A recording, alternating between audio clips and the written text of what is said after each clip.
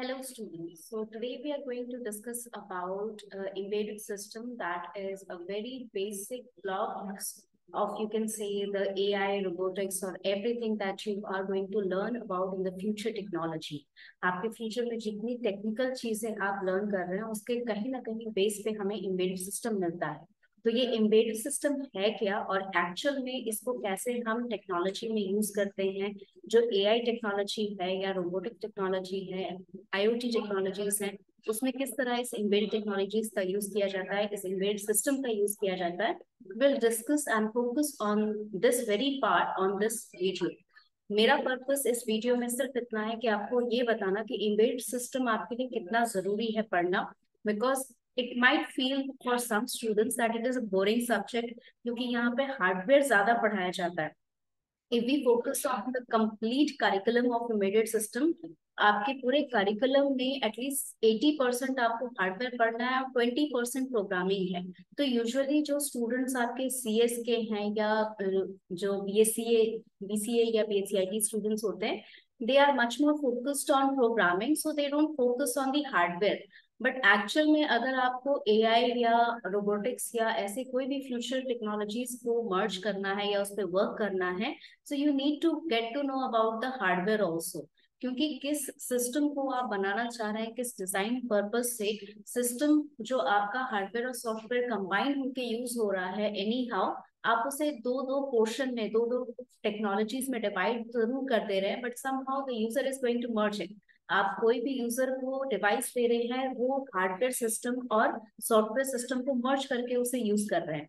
They might not know a lot about the programming, they might not know about the hardware that is used, the components that is used, but they are using it. So being a developer or being a person who wants to become a developer, आपके लिए ये बहुत जरूरी है कि आप उसकी internal workings को समझें और उन सभी चीजों के ऊपर फोकस करें जो आपको फ्यूचर में आपके लिए जॉब प्रोफाइल के लिए या आपको एज अ डेवलपर बनने में हेल्प करेगा। सो एम्बेडेड सिस्टम में आपको क्या पढ़ना है, उससे पहले एम्बेडेड सिस्टम है क्या। So for the introductory part I want to tell you, embedded system अगर हम आसान भाषा में डिफाइन करें तो आपके हार्डवेयर और सॉफ्टवेयर को मर्ज करके जो सिस्टम बनता है उसको हम एम्बेडेड सिस्टम बोलते हैं। But if this definition is very broad, ठीक है, ये बहुत ही ब्रॉड क्लासिफिकेशन है या बहुत ही ब्रॉड जस्टिफिकेशन नहीं करेगा एम्बेडेड सिस्टम को, क्योंकि आपका जो कंप्यूटर सिस्टम है वो भी यही चीज कर रहा है कि वहां पर हार्डवेयर भी है, वहां पे सॉफ्टवेयर भी है और उसे कंबाइन करके हमारा कंप्यूटर सिस्टम बन रहा है।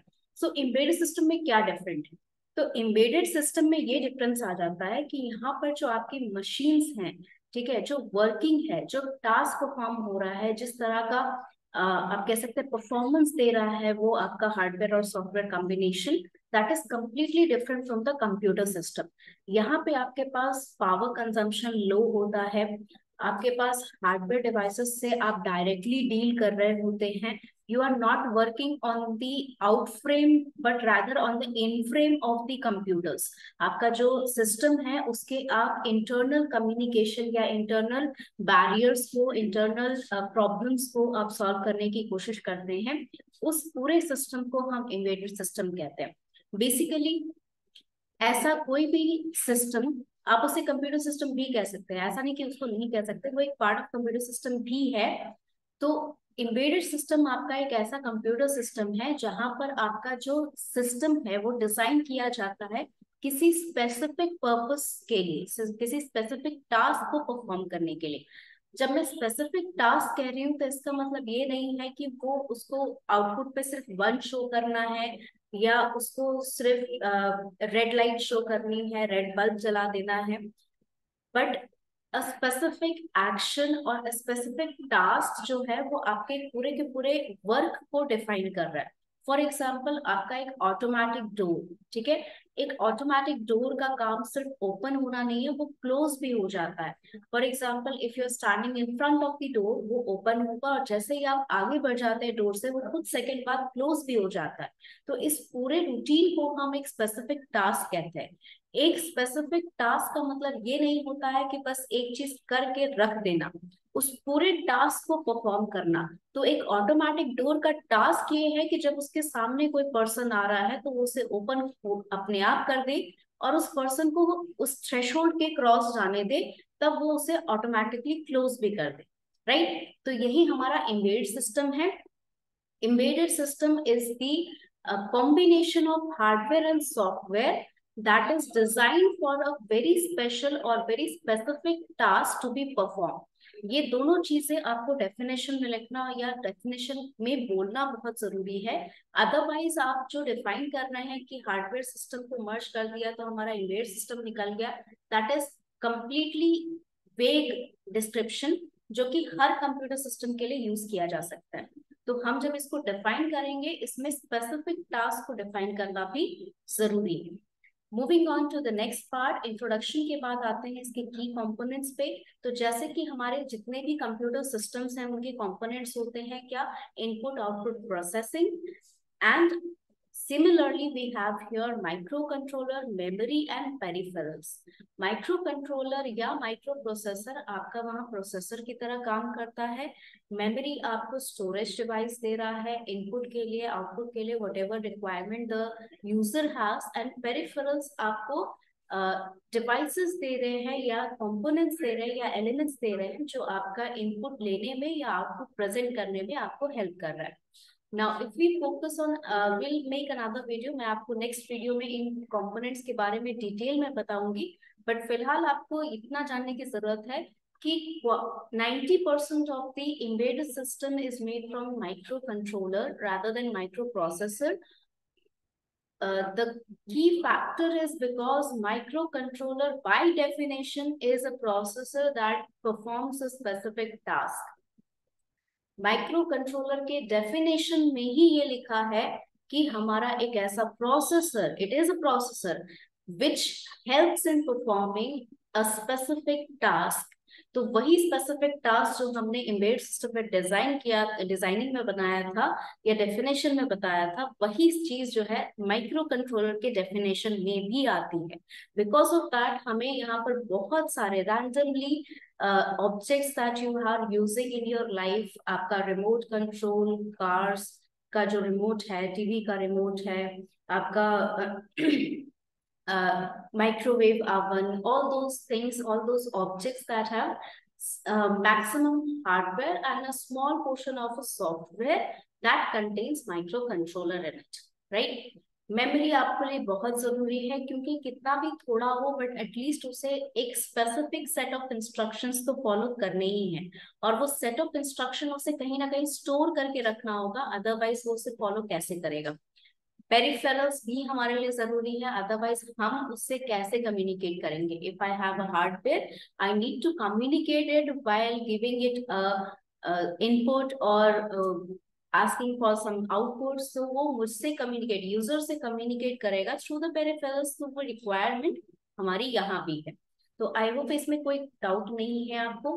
Moving on to the next part, हमारे पास एप्लीकेशंस है, applications of embedded system in the real life. We are talking about here not something that is hypothetical.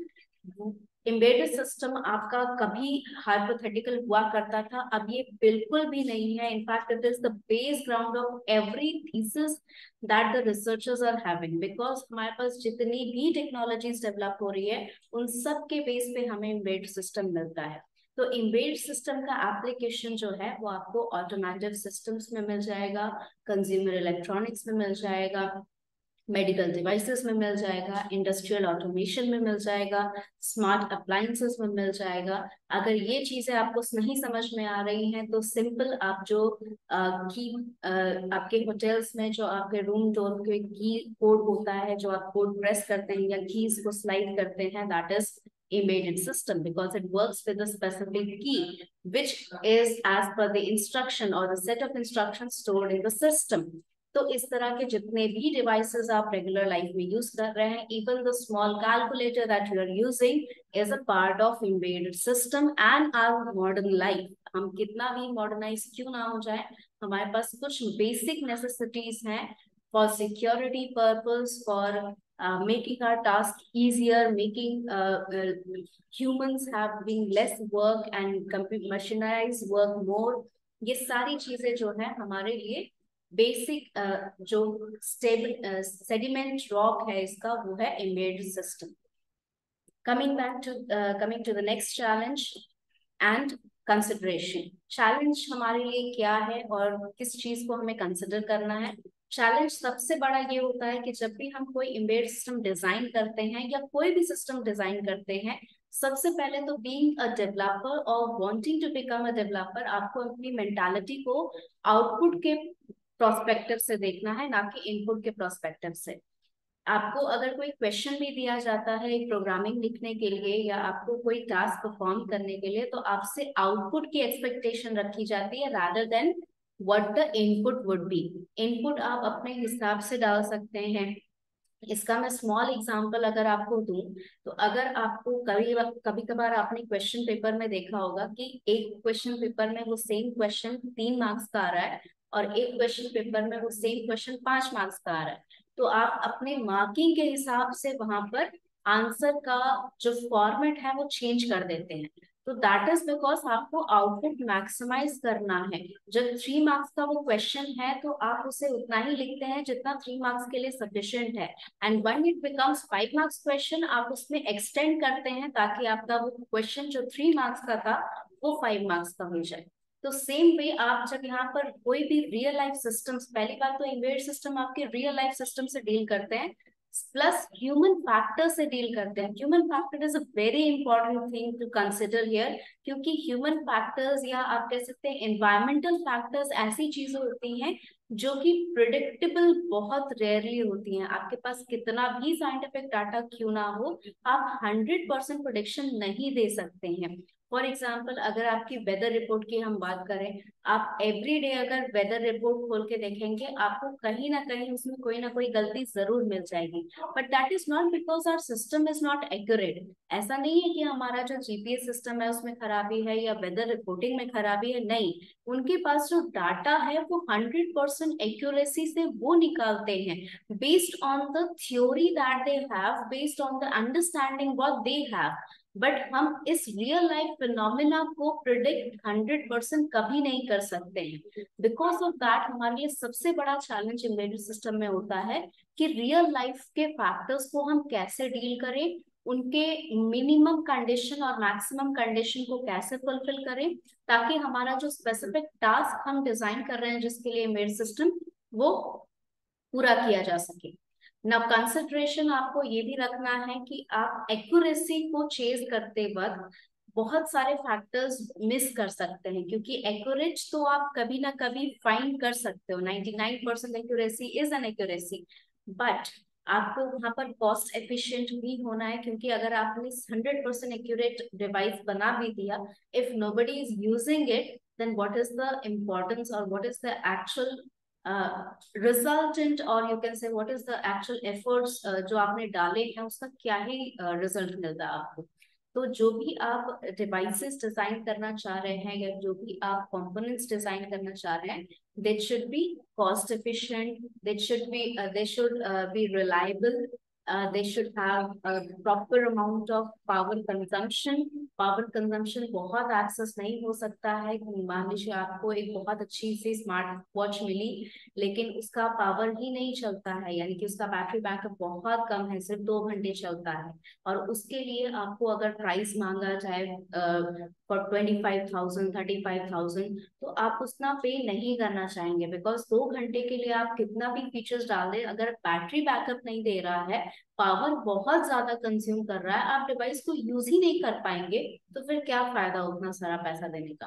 तो आपको कॉस्ट एफिशिएंट के साथ पावर एफिशिएंट भी बनना है, रिलायबल होना चाहिए। ऐसा नहीं कि तुरंत ही आपका जो डिवाइस है वो खराब हो जाए या कोई अनप्रिडिक्टेबल डाटा पे बिल्कुल ही वर्क करना बंद कर दे, वैसा भी नहीं होना चाहिए। And obviously it should be safe, safe for the users, safe to keep your data safe. कि मतलब आपने जो डाटा इनपुट किया है, आपने जो सेंसर्स के थ्रू इसमें जो डाटा आप डाल रहे हैं, वो सारा सेफ रहे, सिक्योर रहे, क्योंकि उस डाटा को मिस इंटरप्रेट या बहुत मैनिपुलेशन अगर कर दिया गया तो आपका सिस्टम ऑब्वियसली खराब होगा।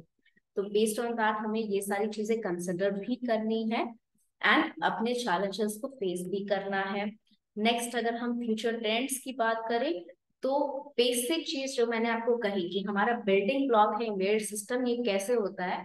तो एम्बेडेड सिस्टम आपके छोटे छोटे कंपोनेंट्स आप समझ लीजिए, वो छोटे छोटे सर्किट्स हैं which perform specific task, small task.